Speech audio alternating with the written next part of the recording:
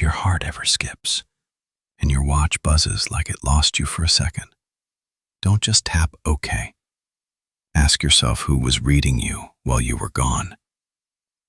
This is about Naomi and the night her heart opened a door. It happened during a thunderstorm. Naomi lay in bed staring at the ceiling while rain slapped the window in hard, angry sheets. Her phone, face down on her nightstand, buzzed with another weather alert. Lightning flashed. "1," she whispered. Thunder crashed before she could say 2. Her whole body flinched. Her heart hit the bricks. For one impossible instant there was no beat, no breath, no sound, just a soft thump somewhere deep behind her ribs, like a heavy book snapping shut. Then her pulse came roaring back, too fast, too loud. Naomi sat up, hand pressed to her chest. Okay. Her smartwatch screen lit up on her wrist. Heart rhythm irregularity detected. Gap in data, 0.83 seconds. Sync error with Emerson Health Cloud. She frowned. Emerson Health. That was the hospital system her aunt worked for. She hadn't given them permission to. The notification blinked once and vanished. The watch screen went black, then came back like nothing had happened. Just the time, just the step count. Naomi's room glowed blue with storm light. Down the hall, her aunt's TV murmured. Everything looked normal. It didn't feel normal. The air felt one step behind her, like the world was trying to catch up. Naomi swung her feet to the floor and padded to the dresser. Water streaked the glass of the window. The mirror above her drawers reflected her bedroom. The lamp, the posters, the pile of unfolded clothes, and one thing that shouldn't be there. Right over where her heart would be, if the mirror showed the inside instead of the outside, a thin, vertical line of light hung in the air. A golden crack. It didn't shine on her walls or skin. It just existed, bright and unnatural, like someone had drawn a slit in reality with a fountain pen full of sunlight. "Hello?" she whispered, because that's what people in stories always say before something strange answers. The line widened. No sound, just a pressure in her ears like driving up a mountain too fast. The crack bent outward, edges curling until it opened like the spine of a book being pried apart. Behind it, there was no room, no bed, no mirror, no storm. Just shelves.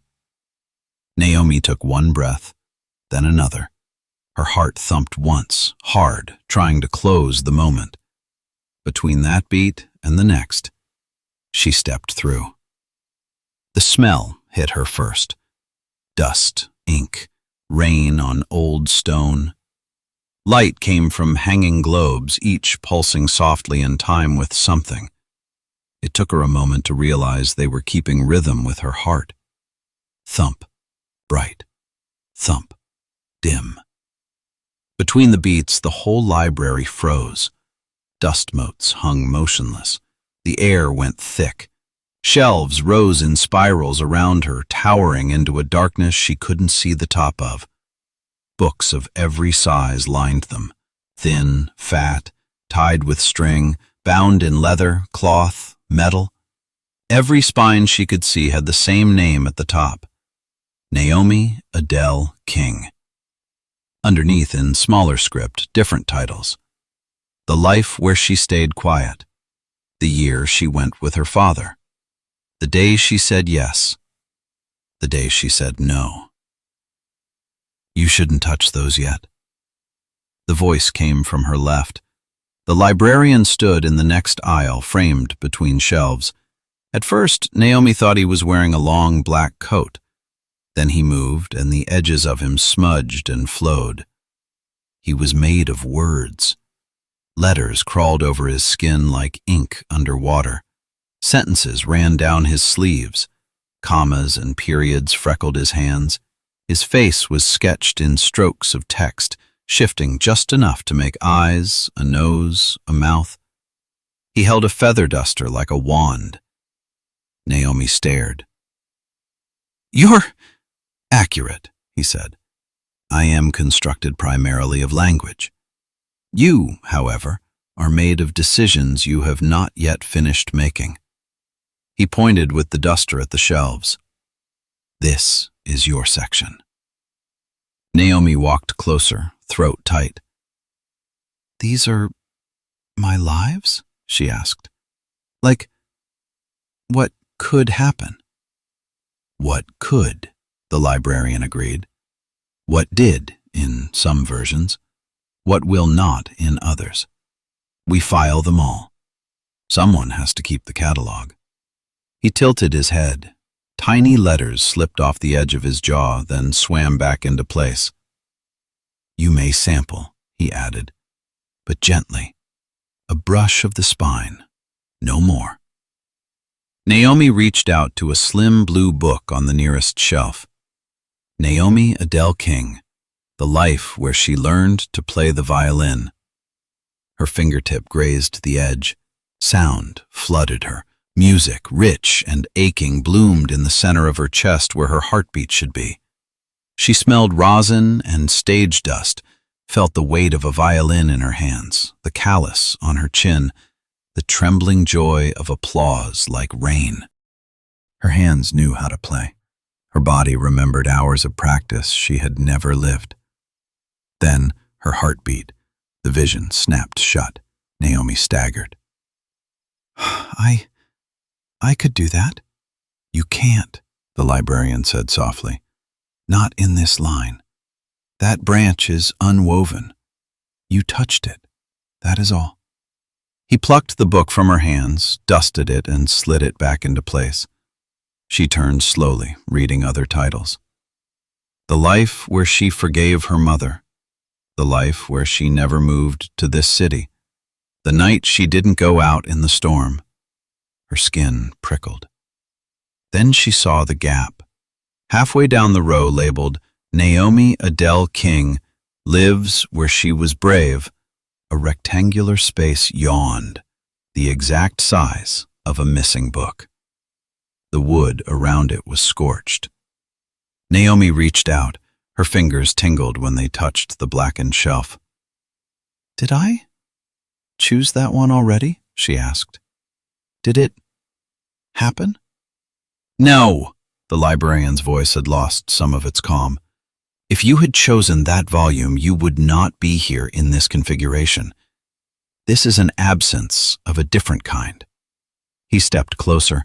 Ink pooled at his feet, swirling. "We call these returns," he said. "Volumes reclaimed." "By who?" Naomi whispered. He opened his mouth, but the lights in the globes flickered. Her heart stuttered. The pulse between beats stretched. The whole library seemed to dip, like an elevator stopping one floor too late. Somewhere in the stacks, a book fell with a sound like a body hitting the floor. Footsteps followed. Soft, careful, not echoing, just the hush of movement, like someone walking on the other side of a very thin wall. They were getting closer. The librarian's hand, ink-stained and warm, closed around Naomi's shoulder. "You should go," he said. "This is deep work, not for those who have not yet chosen enough." "Is it another me?" Naomi asked. "One that was brave?" "No." The footsteps reached the end of the aisle. A hand appeared first, not a real hand. It was pale and overexposed, as if the idea of a hand had been printed wrong. The edges glowed, fingers too long, joints all in the wrong places. It drifted along the shelf, pausing over certain titles. When it hovered near the burned gap, the wood creaked. Naomi's heart clenched. "What happens if it takes all the brave ones?" she whispered. "What am I then?" The librarian's fingers tightened. "Less," he said simply, "and easier to manage." The hand tilted as if listening to something far away. Up close, Naomi could see tiny words crawling underneath its skin. Ward line revision, Emerson archive, biological. Her stomach flipped. Ward line, she breathed. Like ward line logistics? Like on Auntie's bills? The librarian's ink face shivered. For a moment, the letters that made up his eyes rearranged into something older, sharper. You stayed too long, he said. The globes dimmed to pinpricks. Her heart beat, once, twice, wild with panic. The world slammed shut. Naomi woke up on the floor beside her bed, cheek pressed to the wooden boards. Thunder rolled away in the distance. Rain softened. Her smartwatch buzzed. ECG scan complete. Abnormal pause detected. Report synced to Emerson Health/Ward line monitoring. Then, after a blinking pause, sync failed. Please try again later. The message erased itself as she watched. The app returned to its normal, calm graphs, as if nothing had ever been wrong. No gap. No error. Naomi sat up, chest aching. Her bedroom mirror showed only her, hair messy, eyes wide, storm light fading. No golden crack. No door. She might have believed she'd dreamt it, if not for the weight in her hand. She uncurled her fingers slowly. A bookmark lay across her palm, narrow and stiff. The surface was covered in tiny, shifting letters. They slid over one another like fish in a stream, rearranging themselves between her blinks. Each time her heart beat, they froze. Each time it paused between beats, they moved. She watched them stutter, then lock into place just long enough for her to read. Subject: Naomi Adele King. Section: Brave Lives. Status: 1 volume returned to Wardline/Emerson stack. Next audit. Next skipped. Heartbeat. At the bottom, in smaller text, a faint imprint. E.W. She didn't know who that was. The librarian did. Naomi closed her hand around the bookmark. Her heart thumped against it as if trying to push it out or pull it deeper. That night, Naomi lay awake long after the storm passed, listening to her own pulse in the quiet. She opened her health app 3 times. The timeline showed a smooth graph of beats per minute. No gap, no alert, no sync error with Emerson, no ward line tag. Only when she scrolled far enough back did she catch it. A sliver of missing data. 1 gray bar labeled "No signal," 0.83 seconds. No explanation, no help link. Just a hole. Naomi shut off the screen and pressed her hand over her heart. "You don't get to take all of them," she said to the dark. "Not without me knowing." The bookmark under her pillow warmed, just a little. Somewhere impossible and near, in a library made of all the choices her body could still make, a gap in the Brave Lives shelf waited to see what she would do next. So when your own heart stutters, when a loud noise, a bad text, a sudden fear makes the beat catch, watch your screen. If your watch buzzes and then erases the alert, if your health app shows a tiny missing strip of time, if the world feels 1 step behind you for half a second, you might have brushed against your own stacks. You might have felt the fingers of Wardline and Emerson sliding along the spines of your possible selves, deciding which lives you're likely to use and which ones they can quietly return. Thank you for listening to The Storyteller's Moon. If this story touched you, scared you, or kept you on the edge of your seat, don't forget to like, share, and subscribe.